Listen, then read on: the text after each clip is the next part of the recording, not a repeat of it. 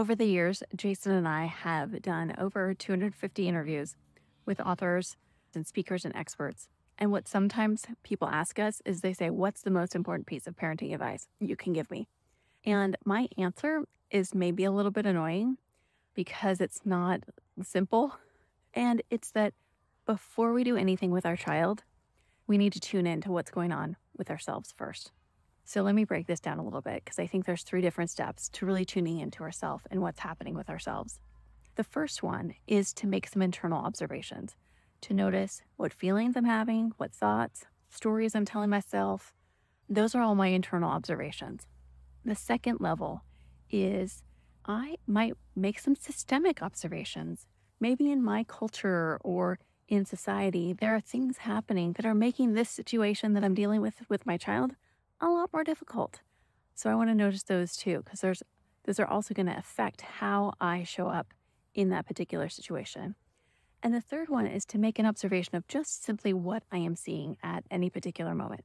So here's an example of what it might look like. So say it's a school day and I walk in to my child's bedroom and they are still in bed. If I just tune in, do the internal observation, I might notice, wow, my heart is like pounding a little faster. I might notice some stories in my head of like, oh my gosh, maybe my child will never graduate from high school. I might be going there. I'm also going to notice perhaps some systemic observations, like how in our culture, we often blame mothers and parents for how their children behave, that there's not a lot of support in general for families and children. So I want to tune into that.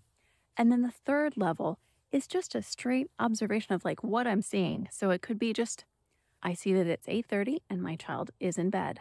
So again, when we're tuning in, before we open our mouth and do anything with our child or say anything to our child, we want to tune in internally, our thoughts, our feelings, our body sensations.